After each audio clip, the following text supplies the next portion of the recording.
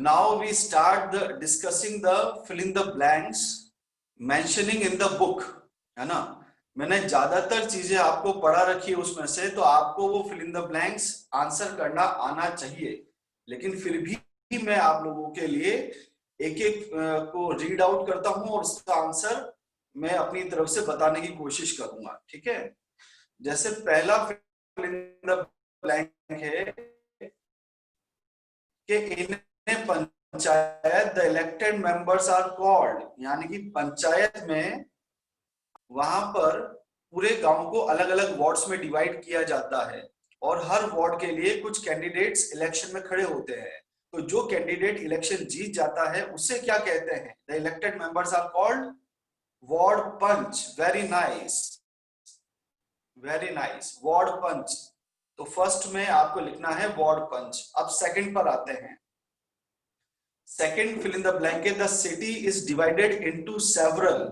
अब बेटा सिटी हो या विलेज हो, जब भी इलेक्शंस होते हैं उनको अलग अलग एरिया वाइज डिवाइड किया जाता है और उस डिवाइडेशन वाले एरिया को कहा जाता है वार्ड्स। वेरी गुड बच्चों, वार्ड कहते हैं बेटा Madhav. The city is divided into several wards, WARDS। Third पर आते हैं।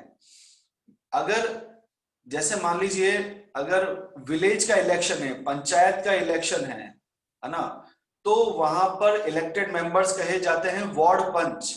लेकिन अगर सिटी का इलेक्शन हो रहा है तो सिटी में या म्युनिसिपल सिटी में ही होगा म्युनिसिपल कॉर्पोरेशन, तो वहां पर जो इलेक्टेड मेंबर्स होंगे उन्हें कहा जाएगा वार्ड काउंसिलर्स। बिल्कुल सही है, वार्ड काउंसिलर्स कहा जाता है उन्हें। वेरी नाइस, वेरी नाइस निधि गतिया, सभी बच्चे जवाब दे रहे हैं। फोर्थ पर आते हैं हम। फोर्थ पर आते हैं group of councillors deal with issues that affect the, यानी कि कल वाली क्लास में हमने सीखा था कि अगर कोई छोटा डिसीजन होता है तो उसे एक काउंसलर, एक वार्ड काउंसलर या एक पार्षद ही पूरा डील कर लेता है। लेकिन अगर कोई बड़ा मुद्दा होता है, कोई बड़ा मैटर होता है, जैसे कल आपको बताया था कि कहीं हॉस्पिटल बनाना है, कोई स्कूल बनाना है, कोई पब्लिक पार्क बनाना है जहां पर ज्यादा पैसे की जरूरत पड़ती है, तो सभी काउंसलर्स मिलकर एक मीटिंग करते हैं। तो ग्रुप ऑफ काउंसलर्स कब मीट करेंगे? व्हेन इशू का मतलब होता है जब मुद्दा किसको अफेक्ट कर रहा हो, एंटायर सिटी को अफेक्ट कर रहा हो। तो यहां पर इस फिल इन द ब्लैंक में आंसर आएगा एंटायर। एंटायर मतलब पूरा, समूचा जिसे हम कहते हैं, बनेगा एंटायर सिटी। फिर है elections are held once every. अब इंडिया में डेमोक्रेसी है तो ये तो आप जानते ही होंगे कि हमारे यहाँ पर जो इलेक्शंस होते हैं वो हर 5 साल में होते हैं। तो इस फिल इन द ब्लैंक्स का आंसर हो जाएगा 5। Very nice, very nice. और लास्ट वन है while the councillors make decisions, है ना। अब जितने भी वार्ड काउंसलर्स हैं उन्होंने डिसीजन तो ले लिया, लेकिन उसको अप्लाई करने की जिम्मेदारी किसकी होती है? कमिश्नर, और कमिश्नर के अंडर में जो एडमिनिस्ट्रेटिव स्टाफ आता है उनकी रेस्पॉन्सिबिलिटी रहती है। तो अप्लाई करने को ही कहा जाता है इम्प्लीमेंट करना। वेरी गुड नंदनी, निहारिका, सभी बच्चे अच्छा आंसर कर रहे हैं। तो यहां पर इस फिल इन द ब्लैंक्स में आंसर आएगा इम्प्लीमेंट, ठीक है। अब सभी बच्चे पेज नंबर 60 पर आ जाए, 60 पर आ जाए। वहां पर भी एक क्वेश्चन लिखा हुआ है does the municipal corporation have lot of workers? Does the municipal corporation have lot of workers?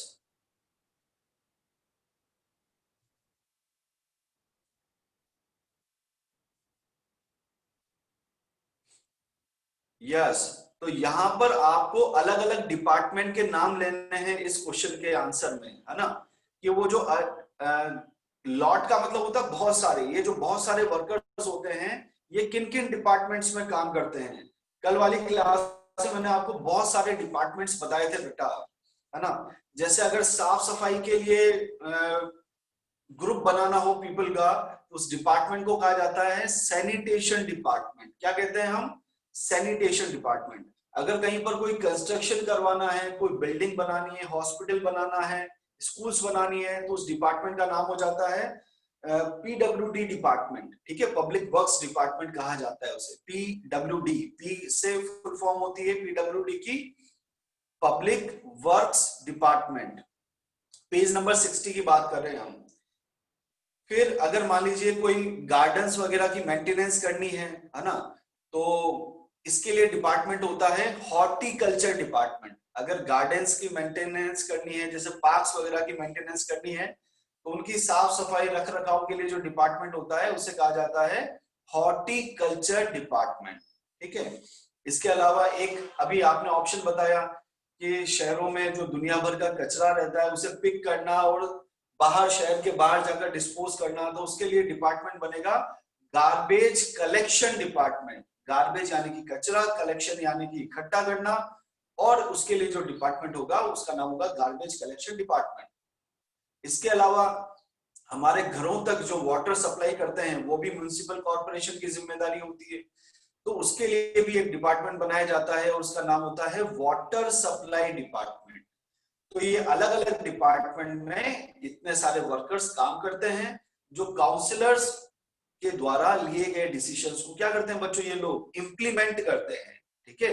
तो डिसीजन कौन लेते हैं, काउंसलर्स लेते हैं। ग्रुप ऑफ काउंसलर्स मिलकर डिसीजन लेते हैं और उसे इंप्लीमेंट करना यानी कि लागू करना, अप्लाई करने की जिम्मेदारी होती है इस एडमिनिस्ट्रेटिव स्टाफ की, इन वर्कर्स की। बिल्कुल, ये department to look after roads. अगर रोड्स की देखरेख करने के लिए डिपार्टमेंट अभी मैंने बताया था, नाम बताना चाहेंगे क्या डिपार्टमेंट है वो? उससे कहा जाता है पब्लिक वर्क्स डिपार्टमेंट, PWD। अब एक और स्टोरी थी जो इसी चैप्टर में है, गंगाबाई के नाम से, अगर आपने ढंग से पढ़ा हो तो, है ना। यास्मीन खाला उन बच्चों को ये भी बताती है कि यहाँ पर एक लेडी थी गंगाबाई करके, उनके मोहल्ले में क्या है, काफी समय से बहुत ज्यादा गंदगी वगैरह रहा करती थी, है ना। यानी कि म्युनिसिपल कॉर्पोरेशन की तरफ से जो गार्बेज कलेक्शन को पिक करने के लिए जो व्हीकल्स आते हैं, जो गाड़ियां आती हैं या जो पर्सन आते थे, वो काफी महीनों से नहीं आ रहे थे। इस वजह से उनके मोहल्ले में बहुत ज्यादा कचरे के ढेर जमा होने लग गए। अब धीरे धीरे जब एक ही जगह पर कचरा इकट्ठा होता है तो वहां पर जो नालियों का जो पानी है वो भी ठीक से फ्लो नहीं होता, यानी कि वो पानी भी बाहर सड़कों पर आने लग जाता है, ठीक है। इसके अलावा उन कचरे के ढेर में दुनिया भर के जो मच्छर हैं, मॉस्किटोज हैं, है ना, जो मक्खियां हैं वो डेवलप होने लग जाती हैं। इसके अलावा कई सारे चूहे वगैरह वहां पर डेवलप होने लग जाते हैं। तो इससे काफी समय तक तो मोहल्ले वालों ने वेट किया कि कोई आकर वहां से उस कचरे को पिक करेगा, लेकिन 3-4 महीने तक कोई आया नहीं। उन्होंने अपने वार्ड काउंसिलर से भी इसकी शिकायत की, लेकिन जो उनका वार्ड काउंसिलर यानी कि जो उनका पार्षद था उस वार्ड का, उसने भी उनकी शिकायत को इग्नोर कर दिया, ध्यान नहीं दिया। तो एक बार सभी मोहल्ले वाले इकट्ठे होते हैं, या जो गंगाबाई हैं जिनका नाम लिया गया है इस चैप्टर में, वो लेडी आसपास की मोहल्ले की जितनी भी लेडीज होती हैं, फीमेल्स होती हैं, उन सबको इकट्ठा करते हैं, एक एप्लीकेशन लिखते हैं कि हमारे यहाँ पर ये गंदगी हो रही है, इसको ठीक करवाया जाए, इस कचरे को यहाँ से तुरंत उठाया जाए। और सभी उस पर वार्ड के जो मेंबर्स रहते हैं वो सिग्नेचर करते हैं, और वो सभी प्रोटेस्ट करते हुए, विरोध करते हुए, नारेबाजी करते हुए जो उनका वार्ड काउंसलर होता है उसके घर पर वो पहुंच जाते हैं। फिर वार्ड काउंसलर बाहर आता है और उनसे उनके इस तरह के विरोध करने का कारण पूछता है। तो सब कहते हैं कि हमने आपसे काफी बार रिक्वेस्ट की इस कचरे को हटाने के लिए, लेकिन आप लोग ध्यान नहीं देते हैं। इतनी भारी भीड़ को देखकर उस वार्ड काउंसिलर को उनकी हाँ में हाँ मिलानी पड़ती है, और वह भी उनके साथ म्युनिसिपल कॉर्पोरेशन के ऑफिस में जाने के लिए तैयार हो जाता है। तो सभी मोहल्ले के लोग, जिसमें खूब सारी फीमेल्स, हाथों में उनके स्लोगन्स, है ना, बैनर्स वगैरह लिए हुए रहते हैं उनके, कि यहाँ पर जो गंदगी वगैरह हो रही है उससे संबंधित उन्होंने स्लोगन्स तैयार कर रखे थे। इन स्लोगन्स को लेते हुए जोर से वो चिल्लाते हुए, नारेबाजी करते हुए सभी म्युनिसिपल कॉर्पोरेशन के ऑफिस में पहुंचते हैं। वहां पर वह कमिश्नर को बाहर आने के लिए कहते हैं कि आप आए और बाहर आकर हमसे बात करें। काफी शोर शराबे के बाद में जो म्युनिसिपल कॉर्पोरेशन के कमिश्नर होते हैं वो बाहर आते हैं और उनसे इस नारेबाजी का कारण पूछते हैं। तो सभी लोग, मैं उसमें गंगाबाई वहां पर लीड कर रहे थे, जो लेडी वहां पर लीड कर रही थी वो बताती है कि हमने काफी बार इस प्रॉब्लम का आपके सामने रिक्वेस्ट की, लेकिन आपकी तरफ से कोई भी पर्सन इस कचरे को पिक करने के लिए नहीं आता है। तो अब हम काफी ज्यादा परेशान हो चुके हैं क्योंकि उन मक्खी और मच्छरों से काफी ज्यादा बीमारियां फैलने लग गई हैं। तो कमिश्नर ये जवाब देते हैं कि हमारे पास में इतने ट्रक्स नहीं है कि हम एक एक वार्ड में इंडिविजुअल ट्रक को भेज सके, because we do not have enough trucks as well as workers. ना तो हमारे पास इतने ट्रक्स हैं और ना ही इतने वर्कर्स हैं कि हर मोहल्ले में हम कचरा इकट्ठा करने के लिए भेज सके। तो ये बात सारे मोहल्ले वालों को गलत लगती है। वो जवाब देते हैं कि जहां पर अमीर लोग रहते हैं, जहां पर बड़े लोग रहते हैं, उच्च पदों पर जो लोग रहते हैं, वहां पर तो आपके भेजने के लिए गाड़ियां अवेलेबल हैं, ट्रक्स अवेलेबल हैं। और जहां पर थोड़े पुअरर पर्संस रहते हैं वहां पर आप साफ सफाई का ध्यान नहीं रखते हैं। तो काफी ज्यादा बहस चलती है उनमें। एट लास्ट कमिश्नर उनके मोहल्ले में सफाई करवाने के लिए तैयार होते हैं और मोहल्ले वालों को ये समझाते हैं कि कई बार होता क्या है, आप हमारी भी मजबूरी समझिए, कई बार फंड्स की कमी की वजह से, पैसे की कमी की वजह से हम किसी भी परमानेंट एम्प्लॉय को अपने यहाँ पर काम पे नहीं रखते हैं। हमें उस काम को कॉन्ट्रैक्ट पर देना पड़ता है और इसे ही कहा जाता है बेटा सब कॉन्ट्रैक्टिंग। आपकी बुक में ये टॉपिक लिख रखा है, आप पढ़िएगा इसको सब कॉन्ट्रैक्टिंग करके। मैं इसका मतलब समझाता हूँ। सब कॉन्ट्रैक्टिंग का मतलब ये होता है बच्चों कि जब कोई भी वर्क को हम किसी परमानेंट एम्प्लॉय से ना करवाकर किसी थर्ड पर्सन को, है ना, किसी थर्ड पर्सन को हायर करते हैं और उसे कॉन्ट्रैक्ट पर वो काम करने के लिए दे देते हैं, तो इस प्रोसीजर को कहा जाता है सब कॉन्ट्रैक्टिंग। अब इसमें फायदा क्या होता है?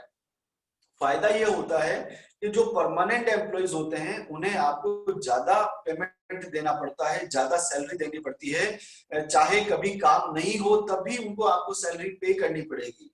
लेकिन कॉन्ट्रैक्ट में क्या होता है, कॉन्ट्रैक्टिंग में क्या होता है, सब कॉन्ट्रैक्टिंग में जब कोई काम आता है तभी उन वर्कर्स को बुलाया जाएगा और उसी महीने का उनको पेमेंट दिया जाएगा। तो इस तरह से म्युनिसिपल कॉर्पोरेशन फंड की कमी होने की वजह से, पैसों की कमी होने की वजह से किसी भी काम को पूरा करवाते हैं। तो ये रीजन म्युनिसिपल कमिश्नर उन लोगों को समझाते हैं, उन्हें भी समझ में आती है और वो लोग इस प्रॉमिस के साथ लौट जाते हैं कि जल्दी ही 2-5 दिनों में उनके मोहल्ले की सफाई हो जाएगी। और इसका असर भी होता है। 2-5 दिनों के अंदर म्युनिसिपल कॉर्पोरेशन की तरफ से जो कॉन्ट्रैक्ट के वर्कर्स होते हैं वो आते हैं और सारे कचरे के ढेर को इकट्ठा करके वहां से चले जाते हैं। अब बच्चों, इस ना गार्बेज को पिक करने की इतनी ज्यादा जरूरत क्यों महसूस होती है? क्योंकि एक बार हुआ क्या, 1994 की बात है। 1994 में गुजरात का एक शहर है बच्चों, सूरत करके, वहां पर एक बहुत ही बड़ा पैंडेमिक, है ना, एपिडेमिक या महामारी जिसे हम कहते हैं, वो फैल गई थी। और वो महामारी फैली थी चूहों की वजह से, यानी कि रैट्स की वजह से। अब ऐसा हुआ क्यों? क्योंकि ऐसा माना जाता है कि वहां पर उस शहर में बहुत ज्यादा वो शहर गंदा हुआ करता था, साफ सफाई नहीं होती थी, समय पर कचरा पिक नहीं किया जाता था और उन कचरे के ढेर में काफी ज्यादा चूहे रहा करते थे। तो उन चूहों ने क्या किया, वहां से वो गंदगी को पिक करते अपने मुंह में, फिर दूसरे जगह पर जाते, फिर किसी घर में घुस जाते और ईटेबल आइटम्स में वो गंदगी फैलने लग गई। और धीरे धीरे जो ये बीमारी थी ये पूरे शहर में फैलती गई। इसे कहा जाता है प्लेग, है ना। प्लेग एक ऐसी बीमारी है जो चूहों की वजह से फैलती है, रेट की वजह से फैलती है। ये बात है बेटा 1994 की, ठीक है। तो जितने भी घर थे, जितनी होटल्स थी, जितने रेस्टोरेंट्स थे, वो सब क्या करते थे, अपने घर जस्ट बाहर ही, होटल के बाहर ही सारा कचरा डाल देते थे। रेस्टोरेंट वाले भी कचरा डाल देते थे। जो भी घर होते थे वो डस्टबिन का यूज नहीं करते थे, अपने घर के बाहर ही सारा कूड़ादान बनाकर रखते थे उसे। तो इस वजह से काफी ज्यादा गंदगी हो गई थी उस शहर में और कोई गार्बेज कलेक्शन का कोई सिस्टम था नहीं। तो धीरे धीरे ये काफी ज्यादा अमाउंट में ये पूरी बीमारी फैलती गई पूरे टाउन में और ऐसा माना जाता है कि अनुमान लगाया जाता है कि लगभग 3 लाख लोगों में बीमारी फैली और उनको अपनी जान गंवानी पड़ी, यानी कि इतने ज्यादा लोगों की मृत्यु हो गई थी। काफी मुश्किलों से इस प्लेग पर कंट्रोल किया गया और फिर उसके बाद से सूरत ही नहीं, हर शहर में साफ सफाई के लिए ध्यान रखा गया ताकि आने वाले वर्षों में इस तरह की और कोई भी बीमारी या इस तरह की जो महामारी है वो उसे फैलने से रोका जा सके। तो ये था बच्चों, ये अर्बन एडमिनिस्ट्रेटिव वाला चैप्टर, अर्बन एडमिनिस्ट्रेशन वाला चैप्टर। आई होप आप सभी को ये चीज समझ में आई होगी बच्चों।